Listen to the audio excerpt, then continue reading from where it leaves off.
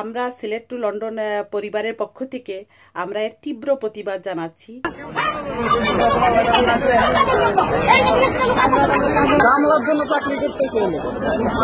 মালের কামলা, যোগ্যতা নাই, বিদেশ গিয়ে কামলা দেয়, বিমানবন্দরে প্রবাসীদেরকে কটাক্ষ করে এভাবেই কথাগুলো বলছিলেন এক পুলিশ অফিসার। 16/12/2017 তারিখে হযরত শাহজালাল আন্তর্জাতিক বিমানবন্দরে এক প্রবাসী ভাইয়ের ব্যাগ রাখাকে কেন্দ্র করে ওই প্রবাসী ভাইকে যোগ্যতাহীন, বালের কামলা বলে গালি দিয়েছে বিমানবন্দরের দায়িত্বে থাকা এই পুলিশ ও আনসার কর্মকর্তা।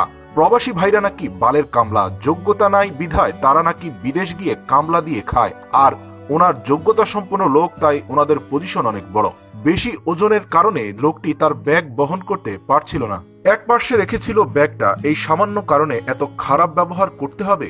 ভিডিওটা করার আগে ওই প্রবাসী ভাইকে এসব কথা এবং গালিগালাজ করে চূড়ান্তভাবে অপমান করে দায়িত্ব থাকা আরো 2 কর্মকর্তা। আসসালামু আলাইকুম।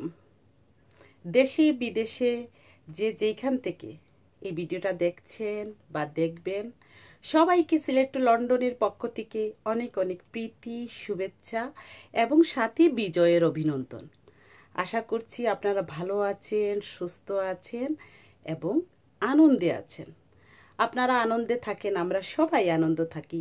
সিলেট টু লন্ডন পরিবার সব সময় এইটাই কামনা করে এবং গরিব দুঃখী সবার পাশে আমরা যেন একজন আরেকজনের পাশে দাঁড়াই। সেইটা এখন যেটা হলো যে আমরা জানি আমাদের বাংলাদেশের মানুষ, বাংলাদেশের প্রশাসন, বাংলাদেশের সব নিম্ন থেকে একদম উচ্চ পর্যায়ে যারা আছেন দেশ প্রশাসনে, সবাই অনেক কষ্ট করছেন বিভিন্ন উন্নয়নমূলক কাজে, বিভিন্ন দুর্যোগপূর্ণ অবস্থায় অনেক সাহায্য এবং দায়িত্ব পালন করতেছেন, যেটা অনেক ক্ষেত্রে প্রশংসার দাবি রাখে এবং আমরা প্রশংসাও করি যে ওনাদের কার্যক্রমে নিজের জীবনের উপর বাজি রেখে এই কাজগুলো ওনারা করছেন। আমরা অবশ্যই ওনাদের এই ভালো কাজের জন্য অভিনন্দন জানাই এবং শুকরিয়া আদায় করি। কারণ আমাদের দেশের মানুষ, আমরা যেখানেই থাকি না কেন, আমাদের মনটা পড়ে থাকে দেশে। আমাদের দেশের মানুষের যদি ভালো থাকে, আমরা শত কষ্টের মধ্যেও ভালো থাকি। আর ভালো আমাদের থাকতেই হবে, কারণ আমরা মনে প্রাণে বাংলাদেশি। যার প্রমাণ অনেক ক্ষেত্রে আমরা যদি ইতিহাস দেখি যে আমাদের বিভিন্ন যারা আছেন প্রশাসনে বা সাধারণ জনতা, তারা যেগুলো ইতিহাস গড়ে গিয়েছেন সেটা তো বলার অপেক্ষা রাখে না, সেটা ইতিহাসই গাওয়া আছে। সাফল্যের সাথে সাথে আমাদের ব্যর্থতাও কিন্তু কম না। আর বিশেষ করে আমরা প্রবাসীরা হয়ে গেছে অনেকটা বুড়িগঙ্গা নদীর মতো আমাদের দেশে। দেখেন সবাই সব কিছু ওই বুড়িগঙ্গা নদীতে যেরকম ফেলে, আমাদের প্রবাসীদেরকে নিয়ে এইভাবেই করা হয়। কিছুদিন আগে দেখেন ভিডিও হলো, প্রবাসীদের গালিগালাজ হলো, কত কিছু তুফান উঠে গেল সমস্ত বিশ্বে বাঙালিদের মনে। তখন কোনো জেলা, কোনো নারী পুরুষ কিচ্ছুই হয়নি, দেশে বিদেশে থেকে তারা প্রতিবাদ করলো। পাশাপাশি দেখেন যে কোনো কিছু কেউ যদি পপুলারিটি পেতে চায়, প্রবাসী, কেউ যদি কোনো ইস্যুতেই, প্রবাসী ছাড়া আর মনে হয় কোনো ইস্যু নাই। কারণ তারা জানে প্রবাসীদের আঘাত করলে প্রবাসীরা এটা নিয়ে প্রতিবাদ করবে এবং এই প্রতিবাদ করার জন্যই প্রবাসীরা তারা পপুলারিটি হয়ে যাবে। সেটা আর কতদিন চলবে? একটার পর একটা আমরা প্রতিবাদ করছি, আমরা নমনীয় হয়ে আছি আমরা প্রবাসীরা, কিন্তু দিন দিন বেড়েই যাচ্ছে। তো এই জিনিসটা কতটুকু কী হবে? আর যেটা ঘটনা ঘটলো 15ই ডিসেম্বরের বিজয়ের ঠিক আগের দিন যে ঘটনা ঘটলো, এটা তো আপনারা অনেকেই জেনে গিয়েছেন যে কি ঘটনাটা ঘটছে। আর সাথে সাথে যে এয়ারপোর্টে যেভাবে প্রবাসীদের খারাপভাবে গালিগালাজ করা হলো, অশিক্ষিত, তারপরে হলো যে কামলা দেয়। আমি যেটা বলতে চাচ্ছি, উনি কি কাজ করে না? কামলা কাকে বলে? উনি একজন প্রশাসনের লোক হয়ে আমজনতা যদি করে তাহলে মেনে নিলাম, জাম জনতা করছে, অনেক কিছু হয়তো বুঝতে পারছে না বা পপুলারিটির, কিন্তু যখন প্রশাসনের লোক এই কথাগুলো বলে তখন তো সত্যিই কষ্টদায়ক। তারপরে একজন সিনিয়র কর্মকর্তা, ওনার নাম পাওয়া যায়নি, আমি অনেক খুঁজেছি, আপনারা হয়তো বাই দিস টাইম জেনে যাবেন, আমরাও জেনে যাব। তো উনি যেভাবে একজন, যখন কি নিয়ে হয়েছে, একটু মাল নিয়ে হয়েছে, একটু লাগেজ নিয়ে হয়েছে ঝামেলা। একটা মানুষ, আমরা যখন প্রবাস থেকে দেশে যাওয়ার টিকিট করি, একটা করে আমাদের দৈনন্দিন খরচ থেকে সেভ করে একটা করে আমরা জিনিস কিনি দেশের মানুষকে দেওয়ার জন্য, দেশের মা ভাই বোন আত্মীয় স্বজন বন্ধু বান্ধব তাদের মুখে যাতে একটু আলাদা হাসি ফোটানোর জন্য কিন্তু আমাদের দৈনন্দিন খরচ আমরা সেভ করে, আমরা কনসিডার করে আমরা এই টাকাটা জমা করে এই টাকা দিয়ে একটা একটা জিনিস কিনি তাদের জন্য। সমস্ত জায়গা আমরা পার হয়ে যাই, দুবাই বিভিন্ন কাস্টমস, দুবাইতে আছে আপনারা জানেন, বিভিন্ন কাস্টমস আমরা পার হয়ে যখন আমাদের দেশে যাই, যে আমার দেশ, যে দেশের মানুষের জন্য আমরা এই জিনিসগুলো করতেছি, এই জিনিসগুলো নিয়ে যাচ্ছি, সেই আমার দেশে গিয়ে আমার যে জিনিসপত্রগুলো ওইগুলো আমরা আমাদের ঘরে নিতে পারি না, ওইখানেই সব সমস্যার সৃষ্টি হয়। তো আমরা যে প্রবাসী যারা আছি, আমরা আমাদের যতটুকু কষ্ট হয় আমাদের যাত্রায় এই প্রবাস থেকে যাওয়ার, তার চেয়ে বেশি কষ্ট হয় আমাদের বাংলাদেশ এয়ারপোর্টে। একটা কথা আছে না যে যখন এই ছাগলে আমাদের ক্ষেতের ধান খেয়ে ফেলবে, এই আশায় আমরা বেড়া দিলাম যাতে ছাগল ঢুকতে না পারে, কিন্তু ছাগল ঢুকার আগে যখন বেড়া এই ফসলটা খেয়ে ফেলে, তখন এই দুঃখ আমরা কাদের কাছে বলবো?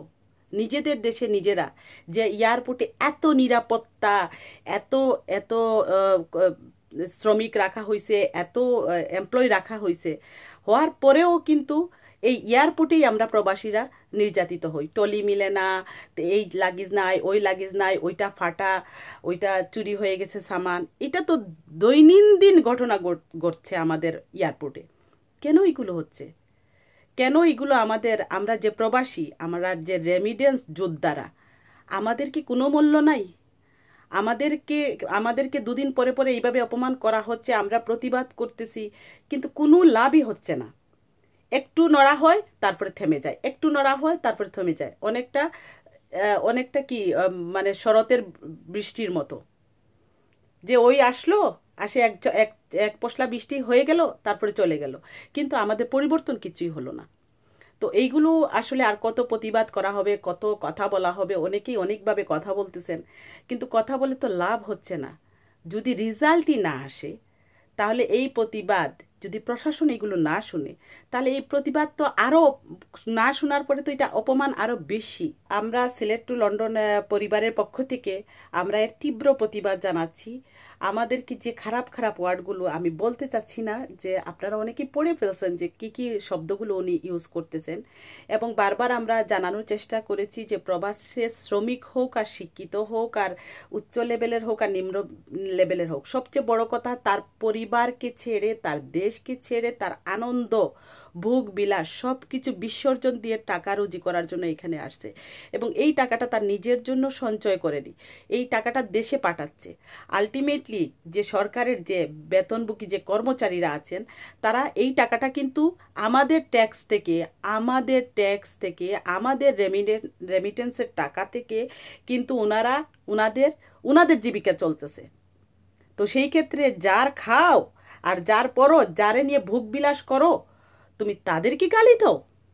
তোমার এত বড় স্পর্ধা, মানুষত্ব বলতে কোনো জিনিস নাই। তোমার একটা মানুষ এত দূর জার্নি করে ফেললো, ভুল যদি একটা করেই ফেলে, মানবতা তো একটা জিনিস রয়ে গেছে। আর এই যে কষ্ট করে যে জিনিসগুলো নিয়ে যাচ্ছে, আপনার মতো তো না, কিছু কিছু কর্মকর্তারা আছে, সবার কথা বলতেছি না, যে ওনারা এই ঘুষ এইগুলো টাকা নিয়ে বিদেশিদের কাছ থেকে কাস্টমসে, রিসেন্ট একটা ঘটনা ঘটছে যে কাস্টমসে একটু 10 কেজি মাল বেশি হয়ে গেছিল, 16,000 টাকা দিলে ওইটা শেষ হয়ে যায়। তারপরে বাচ্চার একটা লাকিস মিসিং হয়েছে, এটা আমারও এক আত্মীয়ের। তো এইগুলো যে হচ্ছে এই সময়, তখন মাল বেশি হয় না, টাকা ছেড়ে দিলে মাল বেশি হয় না। আপনারা তো ঘুষের টাকা দিয়ে, আপনারা কি বুঝবেন যে মাথার ঘাম পায়ে ফেলার পরে দেশের মানুষের মুখে হাসি ফুটে? এইটা তো আপনার বোঝার কথা নয়। ঠিক আছে, আপনার যদি কোনো ভুল করে থাকে, আপনি এটা একটু হেল্প করতে পারেন। আপনি হেল্প করার জন্যই আপনাকে সরকার এইখানে রাখছে, আপনাকে প্রবাসীদের সাহায্য করার জন্য এয়ারপোর্টে আপনার চাকরি হয়েছে। আপনি যখন গালি দেবেন, আপনি গালি দেওয়ার সময় আপনার বোঝা উচিত ছিল, বা যারা এই ধরনের মন মানসিকতা নিয়ে রাখেন তাদেরকে বলা উচিত, তাদেরকে ভাবা উচিত যে উনারা কিভাবে কামাচ্ছেন আর কিভাবে কি করছেন। আর সবচেয়ে বড় জিনিস, আপনি যেটা বলছেন যে এই দেশে আমরা ভালো পজিশনে আছি, আপনি কত টাকা ঘুষ দিয়ে, কত চাচা মামাকে দিয়ে আপনি আসছেন? আপনার মতো কি সবাই আসছে? আর দেশে কি অ্যাভেলেবেল জব আছে? কেন মানুষ প্রবাসে আসে? যখন দেশে অ্যাভেলেবেল থাকতে পারে না, চাকরি পায় না, লক্ষ লক্ষ বেকার শিক্ষিত ছেলেরা বসে আছে, তাদের হাহাকার করছে যে চাকরি পাচ্ছে না, তাদের জীবন চলতেছে না। আপনি ওই ঘুষের টাকায় তো চলেন, মানুষের উপর, প্রবাসীদের উপর অত্যাচার করে, নির্যাতন করে টাকা নিয়ে ওইগুলোতে আপনি নিজের জীবন নির্বাহ করেন। তো আপনি কি বুঝবেন? কষ্ট করে যে টাকা ইনকাম করতে হয়, এইটা আপনি বুঝার কথা না। আপনি আনসার বিডিবি ভাই, আপনাকে বলছি, এইটা আপনার শোভনীয় করেননি। আপনি খুব জঘন্য একটা কাজ করেছেন, অমানবিক একটা কাজ করেছেন। এটার তীব্র প্রতিবাদ করছি এবং এইটার সাথে সাথে আমরা প্রশাসনের কাছে সবিনয় অনুরোধ জানাচ্ছি, প্রবাসীরা আর কত নির্যাতিত হবে নিজের দেশে? এয়ারপোর্টে এত কিছু হয়েছে, কিন্তু এত কিছু আপনারা উন্নয়ন করেছেন, এত কিছু আপনারা করার চেষ্টা করছেন, কিন্তু প্রবাসীদের জন্য যারা মেইন যোদ্ধা, তাদের জন্য কি কোনো সিস্টেম রেখেছেন? প্রবাসীরা আসলে তাদের জন্য স্পেশাল কোনো কেয়ার দেওয়ার জন্য এয়ারপোর্টে, যাতে করে তারা একটা স্বস্তির নিঃশ্বাস নিয়ে বাংলাদেশের মাটিতে পা রাখে? আপনারা কি কিছু করেছেন?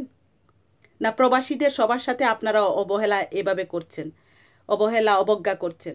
সেটা নিশ্চয়ই আমরা আশা করি না প্রশাসনের কাছে। এখন যতই প্রতিবাদ আর প্রতিসভা যতই করি না কেন, এখন সময় এসে গেছে আমরা সব প্রবাসী এক হওয়ার। সব প্রবাসী এক হয়ে যাতে করে আমরা প্রবাসীরা বাংলাদেশে গেলে স্বস্তিতে আমরা ইমিগ্রেশন ক্রস করতে পারি, স্বস্তিতে যাতে আমরা এয়ারপোর্টে আমরা আমাদের যে কষ্ট করে যে মান সামানা আছে আমাদের, আমরা যেগুলো এগুলো সুস্থ মতে আমাদের বাড়িতে নিয়ে যেতে পারি, এইগুলোর প্রতি সরকারের বিশেষ নজর দিতে হবে। আমাদের প্রবাসীরা এত যাত্রা, লং জার্নি করে যখন দেশে যায়, সেই ক্ষেত্রে যাতে করে আমরা স্বস্তিতে, আমরা বলতেছি না, আমরা প্রবাসীরা বলতেছি না আপনারা আমাদেরকে ওই ফুলের মালা দিয়ে বরণ করেন, ওইটা আমরা বলতেছি না, কিন্তু আমাদের যে প্রসেস যেগুলো আছে এগুলো যাতে আমাদেরকে বিশেষভাবে কনসিডার করা হয়, প্রবাসীদের জন্য যাতে আলাদা কোনো অ্যারেঞ্জমেন্ট রাখা হয় এয়ারপোর্টে, সেই আমরা দৃষ্টি আকর্ষণ করছি বাংলাদেশ সরকারের, বাংলাদেশ গভর্নমেন্টের এবং যারা আছেন এয়ারপোর্টের প্রশাসন তাদের কাছে।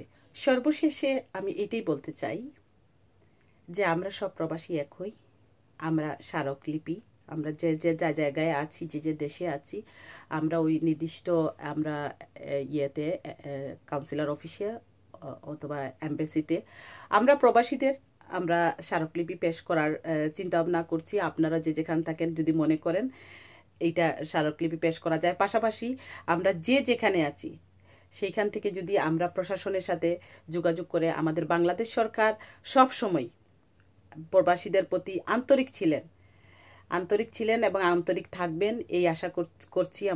আমরা বাংলাদেশি, যেখানেই থাকি না কেন আমরা বাংলাদেশি। তো আমাদের যে প্রবাসীদের দিকে এখন নজর না দিলে, আমরা প্রবাসীরা আসলে অতিষ্ঠ হয়ে গেছি এইসব অত্যাচারে, এইসব নির্যাতনে, মানসিক, শারীরিক, প্লাস হলো আমাদের আর্থিক, সব ক্ষেত্রে আমরা নির্যাতিত হচ্ছি।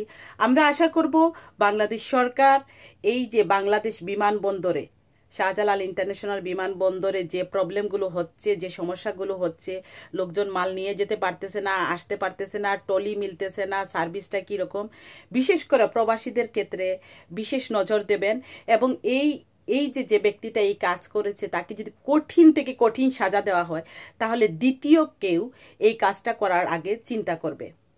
তা আমরা আশা করব বাংলাদেশ সরকারের কাছে যে এইটার যথাদূর সম্ভব, যতটুক সম্ভব এটার শাস্তি এবং পাশাপাশি এটা কিভাবে আমরা এই প্রবলেমগুলো থেকে প্রবাসীকে আমরা মুক্ত করতে পারি, প্রবাসীরা যাতে স্বস্তিতে যে কয়টা দিন দেশে থাকে, যে কয়টা দিন দেশে আসে বা যাওয়ার, এগুলো যাতে আমরা প্রশাসনগুলো আমাদের নিশ্চিত করে, সেইটাই আমাদের প্রত্যাশা, আমাদের কামনা। সবাই ভালো থাকেন, অনেক ভালো সুস্থ থাকেন, আবার দেখা হবে। আল্লাহ হাফেজ, আসসালামু আলাইকুম।